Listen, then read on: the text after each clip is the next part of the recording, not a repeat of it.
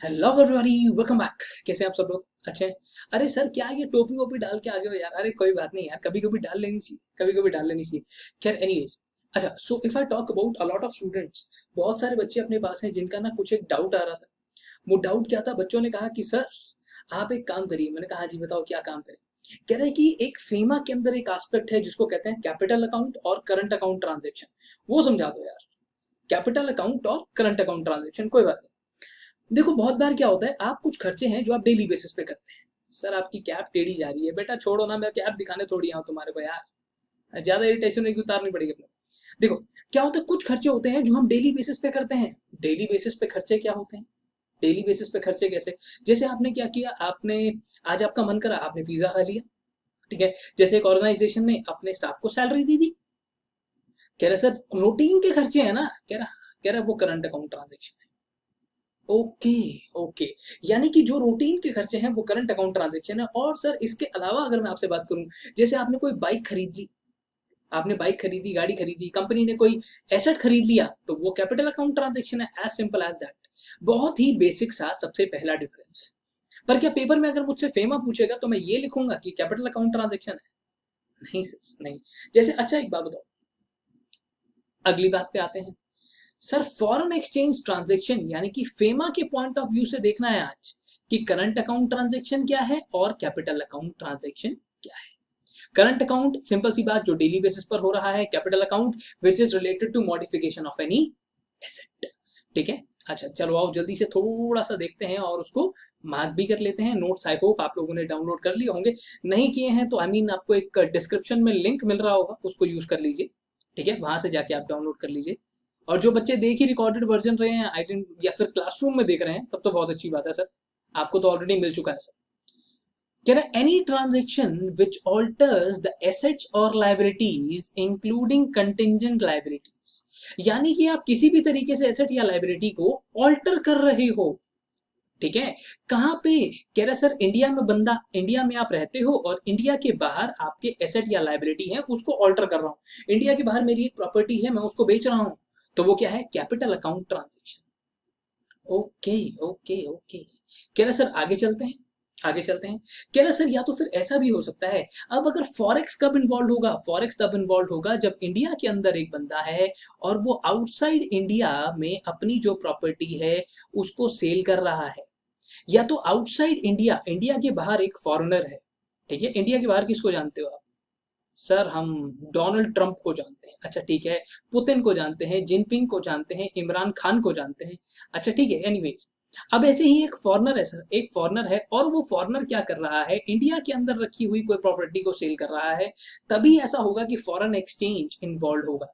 मैं इंडिया में हूं, अगर मैं किसी एसेट को बेच देता हूं, किसी लाइबिलिटी को मॉडिफाई कर देता हूं, पेमेंट कर देता हूं या लाइबिलिटी ले लेता हूं।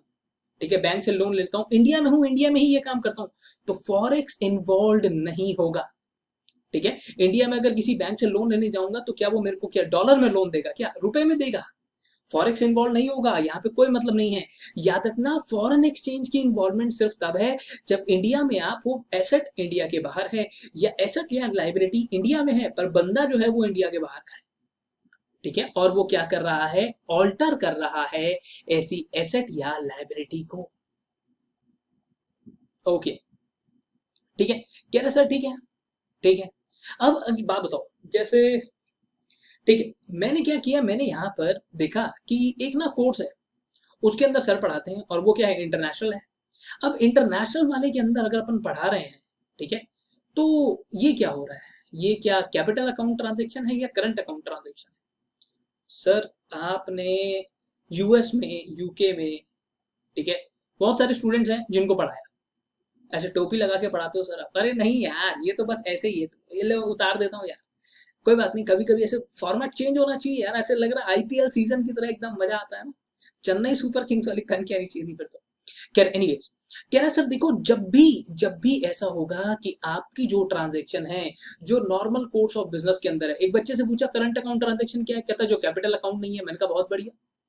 कहता सर यही डेफिनेशन है, करंट अकाउंट ट्रांजेक्शन का मतलब है एक transaction other than capital account transaction. Okay, कह रहा है आप ट्रेड की पेमेंट करो, आप बिजनेस की पेमेंट करो, आप सर्विस लोग की पेमेंट करो। आपने कोई सर्विस ली है, जैसे अब मैंने एक इंस्टीट्यूट के लिए पढ़ाया, तो वो क्या है, वो सर्विस है, ये कोई प्रोडक्ट नहीं है, ये सर्विस है। कह रहा सर ये सर्विस की पेमेंट हुई, ये क्या है, करंट अकाउंट ट्रांजैक्शन। क्या है ये, करंट अकाउंट ट्रांजैक्शन। ओके, कह रहा आप क्या करते हो, बहुत बार छोटे मोटे शॉर्ट टर्म लोन्स ले लेते हैं। सर क्रेडिट कार्ड यूज करते हैं आप, ये क्या है, शॉर्ट टर्म लोन की तरह ही है, थोड़े टाइम के अंदर पे करना होता है। कह रहा सर ये सब करंट अकाउंट ट्रांजेक्शन है। ठीक है, क्या है, it includes payment due in connection with foreign trade, कोई और करंट बिजनेस सर्विसेज, कोई शॉर्ट टर्म बैंकिंग फैसिलिटी, कोई क्रेडिट फैसिलिटी जो आपने ऑर्डिनरी कोर्स ऑफ बिजनेस के अंदर ली है। ओके, कह रहे सर बहुत बार आपने देखा होगा कि क्या होता है, कुछ लोग हैं जो इंडिया में रह रहे हैं, पर उन्होंने देखा उनके बच्चे ना इंडिया के बाहर सेटल हैं, वो वहां से पैसे भेजते रहते हैं। अरे इनका बेटा एनआरआई है, वो वहां से पैसे भेजता रहता है, ऐसा देखा है ना बहुत बार। बस ये क्या है, कैपिटल अकाउंट ट्रांजेक्शन है, करंट अकाउंट है। सर करंट अकाउंट है, शाबाश। Remittances from living for living expenses of parents, बंदा बाहर गया हुआ है, वो वहां से पैसे भेजता है। पिया गए रंगून, वहां से किया है टेलीफोन। था ना एक ऐसा गाना, तुम्हारी याद सताती है, ऐसा कुछ सा यार, चलो कोई बात नहीं, बहुत पुराना जमाना था वो तो। कह रहे सर अच्छा एक बात बताओ, मैंने ना यूएस में एक प्रॉपर्टी खरीद लिया, वहां से मेरे को रेंट आ रहा है, करंट अकाउंट ट्रांजेक्शन है, कैपिटल अकाउंट है। सर उस इन्वेस्टमेंट पे से आपको पैसा आ रहा है, हाँ। सर कैपिटल अकाउंट है, कैसे, बेटा इन्वेस्टमेंट तो वहीं की वहीं है, इन्वेस्टमेंट थोड़ी चेंज हो गई है। तो that is income from investment, current account है। अगर मैंने कोई लोन लिया हुआ है, वहां से उसका इंटरेस्ट पे कर रहा हूं, तो फिर से वो कैपिटल अकाउंट ट्रांजेक्शन है। पर जैसे ही प्रिंसिपल अमाउंट पे करूंगा, तो that is a capital account transaction. ठीक है, that is a capital account transaction. अच्छा, अब आपने देखा है बहुत सारे लोग क्या करते हैं, घूमने जाते हैं भाई, घूमने जाते हैं बाहर, आजकल पैसा बहुत है पब्लिक पे, कोई कहीं घूमने जा रहा है, कोई कहीं घूमने जा रहा है। ठीक है, कोई हनीमून के बाद आपने भी सोचा होगा भाई साहब मैं वहां जाऊंगा, बेटा देखो पढ़ लो। अगर तुम लोगों ने अच्छे से पढ़ाई कर ली तब तो बहुत अच्छी बात है, तब तो तुम लोग जाओगे, बिल्कुल बाहर जाओगे, कोई ग्रीस जाएगा, कोई ऑस्ट्रेलिया जाएगा, कोई दुबई जाएगा। सर अपन जाएंगे सिंगापुर, है ना। तो अब बहुत सारी बात है, अगर आपने पढ़ाई करी तो आप वहां जाओगे, नहीं करी तो फिर आपको पता ही है, वैष्णो देवी, महाबलेश्वर, ऐसे बहुत सारी जगह हैं। आप भगवान जी का था ना, ऐसे नहीं बोलते, that was just a joke, सिर्फ एक जोक था, घटिया जोक था, आई नो दैट। अब एक बात बताओ, ये फॉरेन ट्रैवल करने के लिए या बिजनेस के पर्पज से कोई बंदा अगर बाहर जा रहा है, तो उसका जो पैसा है वो कैपिटल अकाउंट ट्रांजेक्शन है, करंट अकाउंट है। सर कैपिटल अकाउंट है, नहीं बेटा नहीं। फॉरेन ट्रैवल, आपने देखा है कि बहुत सारे बच्चे हैं जो इंडिया के बाहर पढ़ने गए हुए हैं, वो क्या है, again capital, sorry current account transaction. ठीक है, आपने क्या किया, जैसे बहुत सारे लोग आपने देखे हैं कि युवराज सिंह की बात करता हूँ, युवराज सिंह ने कैंसर का ट्रीटमेंट करवाया था, तो वो इंडिया के बाहर गए थे ट्रीटमेंट करवाने के लिए। ऐसे बहुत सारे लोग जाते रहते हैं, अभी हाल फिलहाल में भी कोई गया था, मुझे नाम याद नहीं आ रहा है। तो वो सब चीजें क्या है, they are current account transaction, expenses in connection with foreign travel, education, medicare of parents, spouse and children, spouse and children। समझ रहे हो इस बात को, कोई बाहर ट्रीटमेंट भी करवाने जाता है, कहता है सर कोई बात नहीं, ये करंट अकाउंट ट्रांजेक्शन है, मैं अलाउ कर दूंगा सर, कोई बात नहीं। कह रहा ओके, ठीक है। कह रहा पर जो भी ट्रांजेक्शन आप करेंगे, करंट अकाउंट ट्रांजेक्शन अगर आप कोई भी करते हैं, तो ध्यान रखिएगा, एक गवर्नमेंट ने रूल्स बनाए हुए हैं, FEMA current account transaction rules 2000, इनको फॉलो करना है, इनको फॉलो करना है। ओप्स आई एम सॉरी, इनको फॉलो जरूर करना है, इनको फॉलो करके ही आप ये काम कर सकते हैं। आगे चलते हैं। अच्छा बेटा प्लीज अगर कोई डाउट आ रहा हो तो अभी प्लीज तो 2 मिनट के लिए होल्ड कर लेना। आफ्टर बीइंग लाइक, एक बार इसको खत्म कर लूं फिर बात करते हैं, एक बार इसको खत्म कर लें फिर बात करते हैं। कह रहा सर ठीक है, अब करंट अकाउंट ट्रांजेक्शन समझ में आया। ठीक है, थोड़ा सा ये इकोनॉमिक्स के पॉइंट ऑफ व्यू से लिखा हुआ है, जिन बच्चों को नहीं समझ में आया वो इसको देख सकते हैं।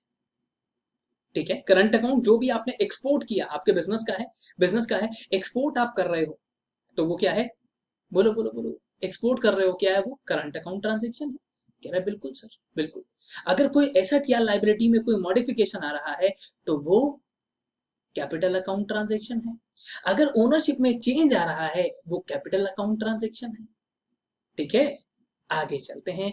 सर एक बात बताओ, एक हम देखते हैं बहुत बार एक टर्म देखने को मिल रही है, ठीक है, एक टर्म देखने को मिल रही है बार बार, कि जिसके बारे में हम बात करते हैं, हम कहते हैं ये है आपका, हाँ, फॉरेन डायरेक्ट इन्वेस्टमेंट, एफडीआई। अब ये जो एफडीआई है ये क्या होती है?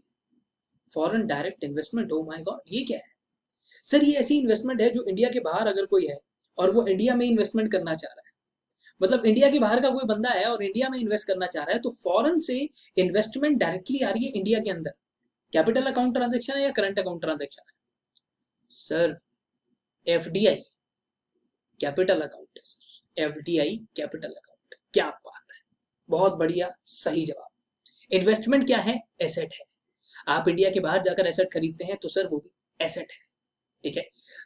लगता तो नहीं है कि जितना मैं सोच के आया हूं उतना मैं बता पाऊंगा, बट कोई बात नहीं, कोई बात नहीं, कंटिन्यू करेंगे अपन आगे।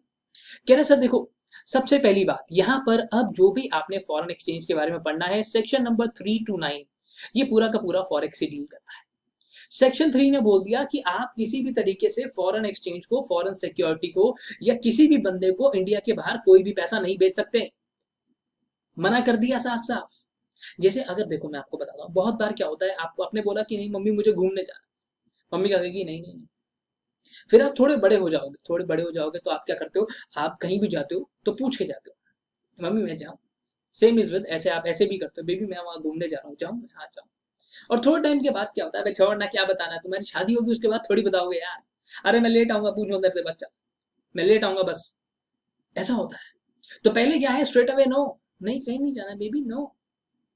उसके बाद पूछो, थोड़े से पुराने हो गए तो पूछो, चलो एक बार शादी है तो क्या बताना है, छोड़ो ना। कह रहा सेक्शन नंबर 3 ने सबसे पहले देखना, schedule number 1, schedule number 2, schedule number 3 ऐसे ही काम करते हैं, बिल्कुल नहीं। दूसरी बार पूछ के जाना, तीसरी बार कुछ कहने की जरूरत ही नहीं है भैया, ठीक है जाओ, चले जाना। जैसे लड़कियों को कहा जाता है ना, चले जाना बेटा, पर शाम को 7 बजे से पहले पहले घर आ जाना, 8 बजे से पहले पहले घर आ जाना, है ना? तो बस ऐसे ही शेड्यूल नंबर 3 ने बात करी। सबसे पहले वाला शेड्यूल क्या कहता है, ना ना ना भैया ऐसा कुछ नहीं होगा, बिल्कुल भी नहीं, ना ना बिल्कुल भी नहीं।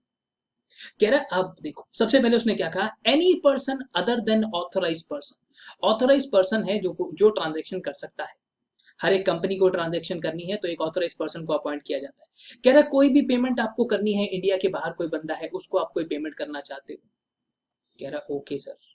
कह रहा सर तो आप पेमेंट नहीं कर सकते, पेमेंट करनी है तो सीधा सीधा जैसा जैसा फेमा के एक्ट्स, रूल्स और रेगुलेशंस में लिखा है उसके हिसाब से पेमेंट होगी, और उसके साथ साथ आपको अप्रूवल्स भी लेने पड़ेंगे। ठीक है, ओके। कोई भी फाइनेंशियल ट्रांजैक्शन, कोई भी फॉरेन एक्सचेंज, कोई भी फॉरेन सिक्योरिटी या कोई भी पैसा आप सामने देना चाहते हो, ना ना ना ना ना। ठीक है, ओके। कह रहा सर चलो ये तो ट्रांजैक्शन थी, क्या मैं कोई एसेट बाहर खरीद सकता हूं? कहता नहीं। सेक्शन नंबर 3 कहता नहीं भाई, तू कोई एसेट भी नहीं खरीद सकता आउटसाइड इंडिया ना। क्या सिर्फ तब लेगा जब तू इन एक्ट और रेगुलेशन रूल्स को फॉलो करेगा। तो ये जो भी पूरा का पूरा पेज मैंने आपको पढ़ाया पूरा वेस्ट है, किसी काम का नहीं। ठीक है, पेपर में इससे कोई लेन देन नहीं है, सेक्शन नंबर 3 से प्रोहिबिशन है सीधा। कह रहा सर अच्छा फिर आपने पढ़ाया क्यों बेटा, कल को ये नहीं होना चाहिए ना कि सर हमारे को आता ही नहीं था, मेरे को आता ही नहीं था सर। कह रहा अच्छा आप देखो, अगर कोई भी इंसान है, ठीक है, अगर कोई भी इंसान है सर, करंट अकाउंट ट्रांजेक्शन के बारे में पहले बात कर लेते हैं, है ना? करंट अकाउंट पढ़ा देता हूँ पहले। करंट अकाउंट का बेसिक क्लियर है ना? बेसिक क्लियर है, कहीं ऐसा तो नहीं है आगे चल के बोलोगे कि बेसिक ही गायब है। Daily transaction, day to day business वाली ट्रांजेक्शन। अब फॉरेन फेमा ने क्या किया, फेमा ने कहा लो भैया इसके लिए भी हम रूल्स दे रहे हैं तुम्हारे को, करंट अकाउंट ट्रांजेक्शन रूल्स 2000। इन्होंने बताया ड्रॉल एज मींस, जहां पर हमने ड्रॉल लिखा है that means drawal of foreign exchange from authorise person. आगे चल के जो बच्चे ऑलरेडी फाइनेंस में काम करते हैं they know that very very well LC क्या होता है। इंटरनेशनल क्रेडिट कार्ड्स होते हैं, इंटरनेशनल डेबिट कार्ड होते हैं। आपके पास एक क्रेडिट कार्ड है, चलो मैं दिखाता हूँ, अरे नहीं नहीं, नंबर नंबर देख लिया तुम लोगों ने तो। ठीक है, अगर देखो मैं आपको कोई क्रेडिट कार्ड दिखाता हूँ तो सर इंडिया में चला सकता हूँ ना, कल को मैं बाहर घूमने जाता हूँ तो क्या चला सकता हूँ? क्या वो इंटरनेशनली एक्सेप्टेबल है? कह रहा सर ये सारी की सारी चीजें, कहीं पर भी कुछ भी ऐसा हो जाए जिससे आपकी एक फॉरेन एक्सचेंज लायबिलिटी बन जाए, आप अपना यहाँ से कार्ड लेकर जाते हो, ठीक है, आप जाते हो बाहर घूमने, कहाँ जाते हो आप? थाईलैंड जाते हो, चलो थाईलैंड जाते हो, पता नहीं क्या है वहाँ, पता नहीं ऐसा क्या है वहां पे। बड़े सारे बच्चे कहते हैं सर थाईलैंड जाऊंगा मैं तो, पता नहीं बेटा क्या है। बीचेस हैं सुना वहाँ बहुत सुंदर सुंदर। सर आप कैसी बात कर रहे हो बेटा, सर को सब पता है, देखो सर भी कभी बहुत ही टीचर भी कभी स्टूडेंट था। अब देखो यहाँ पे आप यहाँ से थाईलैंड जाते हो, वहां पे जाके पैसे यूज करते हो, वहां पे अपना कार्ड देते हो, पेमेंट करते हो। अब एक बात बताओ, वहां पर जो आपने पेमेंट करी, क्या वो पेमेंट आपने रुपीज में करी? नहीं सर, रुपीज में कैसे कर सकता हूँ वहां पेमेंट, है ना, रुपीज में तो नहीं कर सकते, है ना। तो वहां पे है थाईलैंड बेहद कहते हैं शायद उसको, BAHT। यहाँ का 1 रुपया लगभग वहां पर जाएंगे तो शायद 2 या 2.25 रुपए के आसपास, 2.25 रुपए के आसपास कहीं ना कहीं पड़ जाता है। कह रहा सर, एनीवेज एनीवेज, आपने कोई भी ऐसी ट्रांजेक्शन कर दी जिससे फॉरेन एक्सचेंज लाइबिलिटी आपके ऊपर पड़ गई, तो कौन डील करेगा? ये वाले रूल्स अप्लाई हो जाएंगे। कोई भी ऐसी ट्रांजेक्शन आपने कर दी जिससे फॉरेन एक्सचेंज लाइबिलिटी आपके ऊपर अप्लाई हो जाती है, तो ये वाले रूल्स अप्लाई हो जाएंगे। तो मैंने सबसे पहले क्या कहा था? सबसे पहले होती है ना, कि नहीं, कहीं नहीं जाना है, नहीं जाना है, नहीं जाना है। ठीक है। तो prohibition on drawal of foreign exchange for certain transactions. कह रहा सर देखो, ये सारी की सारी चीजें हमारी लिखी हुई है शेड्यूल नंबर 1। ठीक है। कह रहा सर, या तो फिर क्या है, एक बंदा ट्रैवल कर रहा है टू नेपाल और भूटान, या तो फिर कोई ट्रांजेक्शन कर रहा है with a person resident in Nepal और भूटान। ठीक है। कह रहा सर, तो टर्म्स एंड कंडीशंस लगती हैं, सीधा सीधा मना किया हुआ है। मतलब कर सकते हो आप, बट कुछ कंडीशंस अप्लाई होती हैं। तो सर ये क्या है सारा, फिर से बेकार मुद्दे की बात। अगर आपसे पूछता है शेड्यूल 1 के अंदर कौन सी ऐसी सिचुएशंस हैं जहां पर आप फॉरेन एक्सचेंज का ड्रॉल नहीं कर सकते, कह रहा सर तो देखो, ये सारी ट्रांजेक्शन्स के अंदर शेड्यूल 1 ने प्रोहिबिट करी हुई है कि ना भैया ना, बिल्कुल भी नहीं, ऐसा काम नहीं होगा। अच्छा, एक मिनट एक मिनट, एक क्वेश्चन यहाँ पर एक बच्चे के दिमाग में क्लिक करता है बहुत जल्दी। वो कहता है सर, ड्रॉल मतलब, ड्रॉल का मतलब होता है drawal of foreign exchange from an authorise person. जो आपको यहाँ पर ये डेफिनेशन देख रहे हैं यहाँ, drawal of foreign exchange from an authorise person, चाहे आपका वो किसी भी तरीके से हो, बस इतना याद रखना कि जहां पर फॉरेन एक्सचेंज लाइबिलिटी का कोई ना कोई इफेक्ट आ रहा हो, फॉरेन एक्सचेंज के अंदर लाइबिलिटी कनेक्ट हो रही। कह रहा ठीक है। कह रहा आपने बाहर जाकर लॉटरी जीत ली सर। नहीं सर नहीं, उसका फॉरेन एक्सचेंज नहीं। कह रहा है या तो फिर आपने क्या करा, आपने देखा रेस 3, रेस 1, रेस 2 ऐसे कोई मूवीज आती थी यार। कह रहा वहां घोड़ों की रेस हो रही थी, आपने पैसे लगा दिए सर उसके ऊपर, वहां पैसे जीत गया। कहता वाह भाई वाह। कह रहा आपने कोई लॉटरी की टिकट खेली, फुटबॉल पूल्स होते हैं, स्वीप्स होते हैं, स्टेक्स होते हैं, ठीक है, जो जो भी आपका मतलब बैंड वाला फंडा है, आपने उनको परचेज कर लिया। कह रहा सर वो उसको भी अलाउड नहीं है। कह रहा सर अब आपने क्या किया कि आपने किसी भी इंसान को, ठीक है, क्या किया है, कमीशन पे करी है क्योंकि उसने एक्सपोर्ट किया है, made towards equity investment in joint venture और होली ऑन सब्सिडरीज। आपकी यहां पर एक इंडियन कंपनी है, ठीक है, इस इंडियन कंपनी की इंडिया के बाहर जाकर एक होली ऑन सब्सिडरी है। ओके। कह रहा आपने क्या करा, कोई एक बंदा था, इस बंदे को कहा ठीक है हम तेरे को पैसे देंगे, तू इन्वेस्ट कर दे इसके अंदर। चलो होली ऑन सब्सिडरी में तो इन्वेस्ट नहीं हो सकता, जॉइंट वेंचर में तो इन्वेस्ट हो सकता है, जॉइंट वेंचर में इन्वेस्ट हो सकता है। कहता सर ये भी अलाउड नहीं है। आपने वहां पर जाकर पैसा लगा दिया, कल को आप बोलोगे ठीक है भैया चलो ठीक है, नहीं कोई बात नहीं, मैं वापस जा रहा हूँ, मैं पैसा दे दो मेरे को। नहीं नहीं नहीं नहीं नहीं, ऐसा पैसा लेकर इंडिया नहीं आया जा सकता। कह रहा सर अच्छा, एक दूसरा होता है रूपी स्टेट क्रेडिट रूट। कह रहा सर यहाँ भी अलाउड नहीं है। अब ये रूपी स्टेट क्रेडिट रूट क्या होता है? सर हमारे को तो ये भी थोड़ा टेढ़ा मेढ़ा लग रहा है, टेढ़ा मेढ़ा लग रहा है, कोई बात नहीं, पहले रूपी स्टेट क्रेडिट रूल समझ लेते हैं। ठीक है।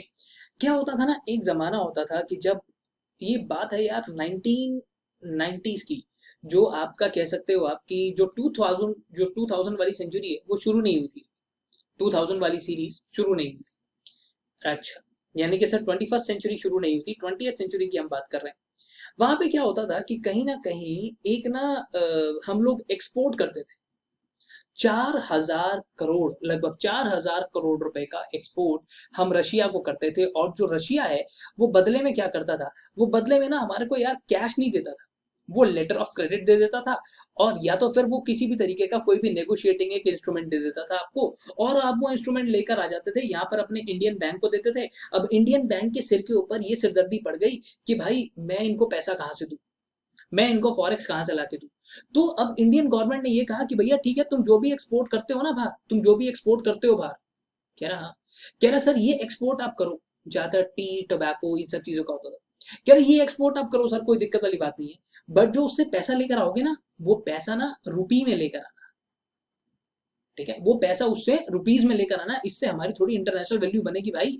तुम अगर उससे पैसे लेकर आ जाओगे, हम अपने पास से कहां से फॉरेन एक्सचेंज देते रहेंगे, उसको बोलो तुम्हारे को रुपीज में ही पैसा दे। अच्छा अच्छा, कह रहा सर ये फिर से प्रोहिबिटेड है बट अलाउड है अगर आप किसी को कमीशन पे करते हो up to 10% of export of tea and tobacco under this route. ठीक है, कह रहा सर आपने बहुत बार देखा है कि कोई भी पेमेंट आपने करी, कॉल बैक सर्विस, आप बहुत बार क्या करते हो, किसी भी कंपनी के कस्टमर केयर पे आप कॉल करो तो वो क्या करते हैं, आपकी कंप्लेंट क्या कहते हैं यार, एक दबाएं दो दबाएं ऐसे करके वो कहते हैं आपकी कंप्लेंट जो है सर वो हमारे पास क्या कर ले लॉन्च कर ली गई है, लॉन्च कर लिया उन लोगों ने, और हमारे ग्राहक सेवा प्रतिनिधि आपको जल्दी कॉल कर, कोई भी कॉल बैक सर्विस है, कह रहा सर उसका भी पैसा नहीं, प्रोहिबिटेड है।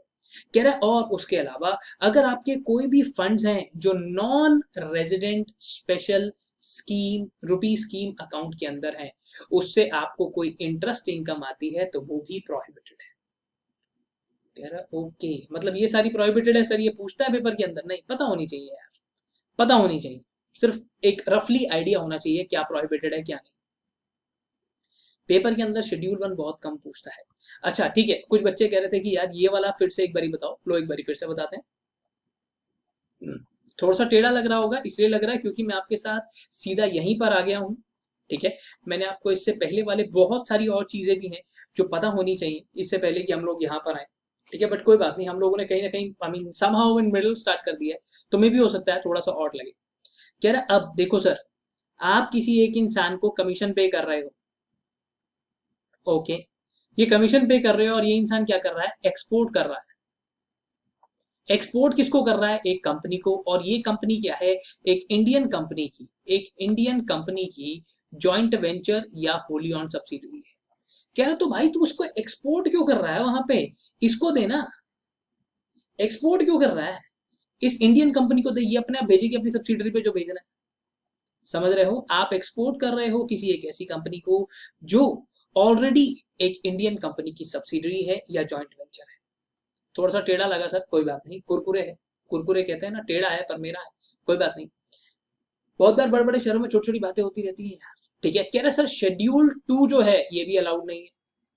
कह रहा शेड्यूल 2 के अंदर क्या है, ऐसी कुछ ट्रांजेक्शन है, कह रहा शेड्यूल 2 के अंदर अगर आपको ट्रांजेक्शन को करना है तो बहुत सिंपल सी बात है, एक RFC अकाउंट आपने देखा होगा, RFC क्या होता है, resident foreign currency, resident foreign currency account से आप कर सकते हो। कहता है इससे अलाउड है सर, शेड्यूल 2 के अंदर की ट्रांजेक्शन्स फिर से अलाउड नहीं है। मैं बता रहा हूं कि अगर इंडिया के अंदर कोई इंसान इन्वेस्टमेंट करना चाहता है, बेटा ये बुक के अंदर नहीं भी होगा तो फिर भी हम लोगों ने अपनी साइड से डाल दिया है just for your better clarification.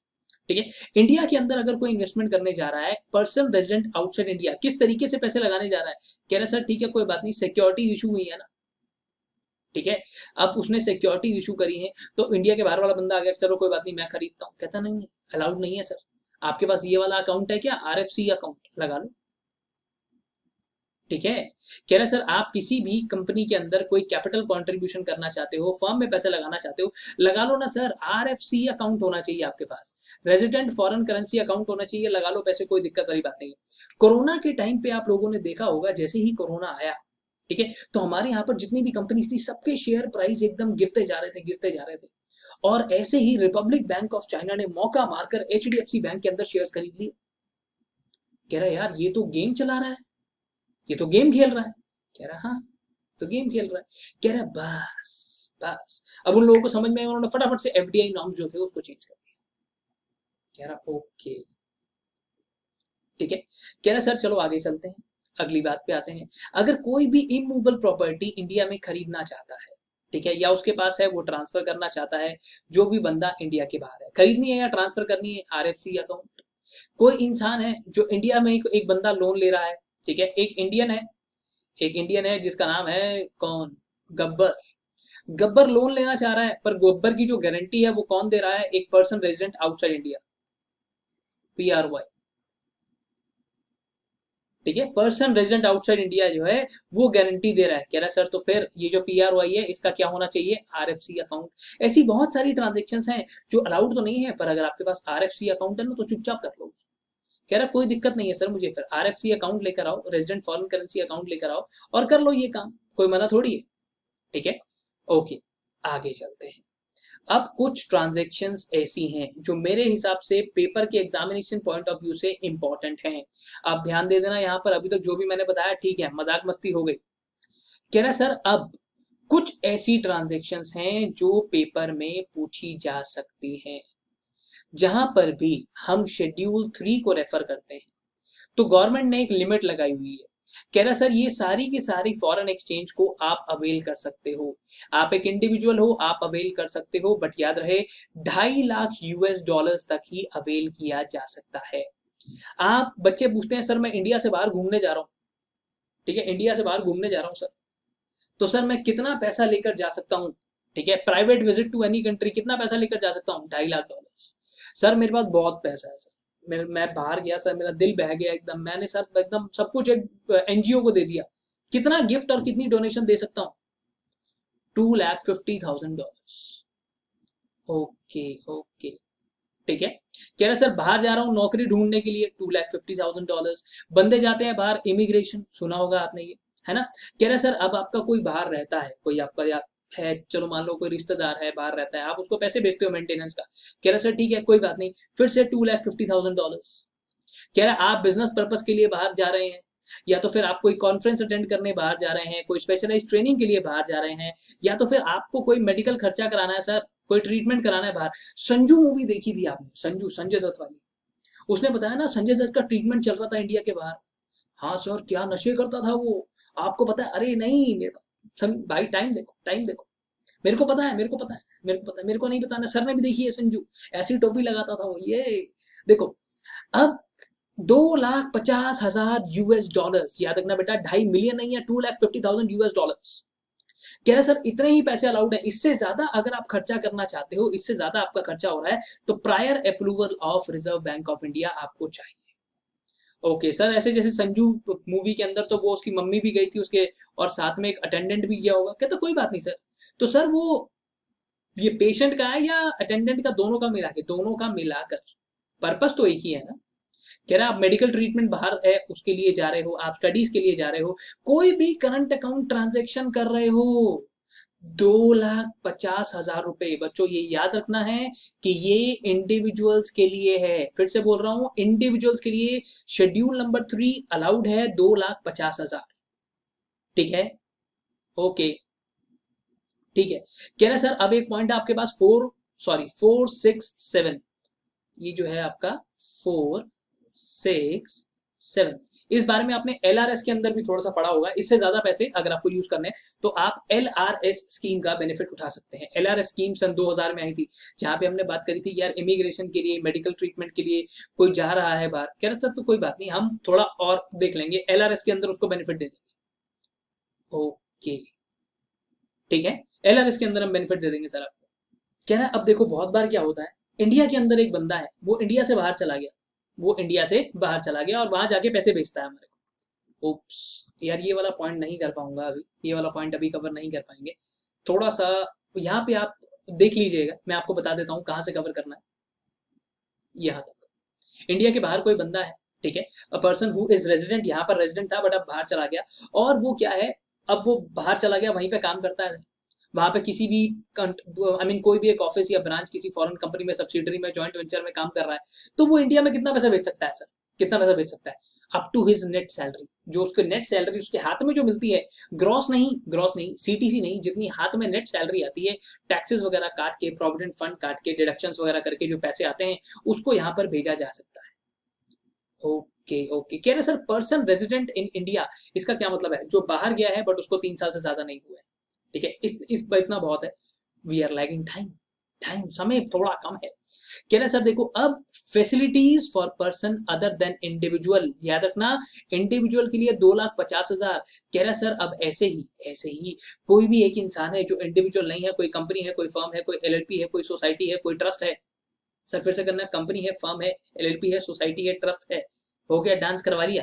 कह रहे देखो अब ये जो फॉलोइंग रेमिटेंसेज हैं ये किए जा सकते हैं by person other then individuals. Okay, कह रहा है सर अब जो भी इंसान डोनेशन दे रहा है, अब एक कंपनी है डोनेशन देना चाहती है, ध्यान से देखना बेटा, 2 4 5 मिनट फालतू हो जाएंगे बट कोई बात नहीं, ध्यान से देखना, यहीं पर पेपर के अंदर थोड़ा सा उसने ट्विस्ट करा और आप आउट। एक कंपनी है, ठीक है, this company wants to make a donation, ये कंपनी एक डोनेशन करना चाहती है, ध्यान से देखना, अभी आउट हो जाओगे। कह रहा है डोनेशन कितना कर सकती है, मैंने कहा डोनेशन आप लेंगे 1% of forex, foreign exchange earning, foreign exchange earning कितनी, प्रीवियस 3 ईयर्स, पिछले 3 सालों में, प्रीवियस 3 ईयर्स, पिछले 3 सालों में, और यूएसडी 5 मिलियन, ठीक है। कह रहा सर यहां पर ये पेमेंट की जा सकती है which ever is less, okay okay, कह रहा सर ये वाली पेमेंट आप कर सकते हैं, ये आपको अलाउड है, विच एवर इज लेस, एक 1% of foreign exchange earning during the previous 3 financial years, या $5 मिलियन जो भी कम है। बच्चे इससे ज्यादा अगर आप कर रहे हो तो RBI approval, in case if you are exceeding those particular limits, तो 5 लाख से ज्यादा आरबीआई अप्रूवल, ठीक है। टाइम बढ़ता जा रहा है यार। अब ये मैं कहाँ पे कर सकता हूँ सर, आप चेयर्स क्रिएट करवा सकते हो, वहां पे सीट्स क्रिएट करवा सकते हो इन रेप्यूटेड एजुकेशनल इंस्टीट्यूट्स, आप फंड्स में क्रिएट कर सकते हो, बट याद रहे ये इन्वेस्टमेंट ना हो, आप किसी एजुकेशन इंस्टीट्यूट को प्रमोट करना चाहते हो, ठीक है, वहां पर पैसे दे दो सर। कोई टेक्निकल बॉडी है, कोई टेक्निकल आई मीन एसोसिएशन है, उसको आप कॉन्ट्रीब्यूट करना चाहते हो कि ठीक है यार चलो कोई बात नहीं, हम आपको पैसे देते हैं, आप अच्छा काम कर रहे हो, कह रहे सर ठीक है। ऐसा एजुकेशनल इंस्टीट्यूट नाम का वर्ड दिख जाए तो ये जो आपको बताया है, ये वाले पॉइंट को याद रखना। कह रहा अगर यही मैं आपसे बात करूं सर, ठीक है, आपने क्या करा, आपने यहां पर क्या करा, आपने ना आपने ना सर एजेंट को पैसे दिए, आपने क्या करा, कोई भी रेजिडेंशियल फ्लैट है या प्लॉट है आपका इंडिया में था, ठीक है, प्लॉट या फ्लैट जो भी आपका है इंडिया में था, आपने क्या करा, उसको बेच दिया। सर 1 मिनट, इंडिया के बाहर हमने, देखो आप अगर कोई भी प्रॉपर्टी बेचते हो तो जरूरी नहीं थोड़ी है इंडिया के अंदर ही बेच रहे हो, प्रॉपर्टी आपकी इंडिया के अंदर है, पर जिस इंसान ने डील करवाई है वो इंडिया के बाहर है, जिस इंसान ने डील करवाई है, जिस एजेंट को आप पैसा दे रहे हैं वो इंडिया के बाहर है। कह रहे तो सर कमीशन कितनी दे सकते हैं to agents abroad for sale of residential flats और कमर्शियल प्लॉट्स इन इंडिया, कह रहे सर $25,000 और 5% ऑफ इनवर्ड रेमिटेंस, इनमें से जो ज्यादा होगा, जो पैसा आपको इनवर्ड आ रहा है इंडिया में जो पैसा आपको मिला है जब आपने प्रॉपर्टी बेची है, उसका 5% या $25,000। कह रहे सर आपने कोई कंसल्टेंसी सर्विसेज ली है किसी बंदे से, किस काम के लिए ली है, कह रहा सर देखो इंफ्रास्ट्रक्चर प्रोजेक्ट के लिए ली है, कह रहा कोई बात नहीं, $10 मिलियन पर प्रोजेक्ट, कह रहा ओके। कह रहा सर अगर यही आपने क्या किया है, अगर आपने किसी भी तरीके से कंसल्टेंसी सर्विसेज ली हैं जो इंडिया के बाहर से हैं, ठीक है, फॉर एनी अदर प्रोजेक्ट, ठीक है, for any other project apart from infrastructure, तो $1 मिलियन पर प्रोजेक्ट। बात समझ में आ रही है? इससे ज्यादा बता रहा हूं फिर से, अगर आप इसको एक्सीड करते हैं तो ये आरबीआई अप्रूवल लेना पड़ेगा। बच्चों अगर ध्यान भटक गया है तो अभी आउट हो गए होंगे इतने में, ठीक है, अभी आउट हो गए होंगे बेटा, आउट हो गए होंगे इतने में। ये वाले पॉइंट को एक बार दोबारा से सुनो, यही 2 पॉइंट्स कवर करेंगे बस अभी।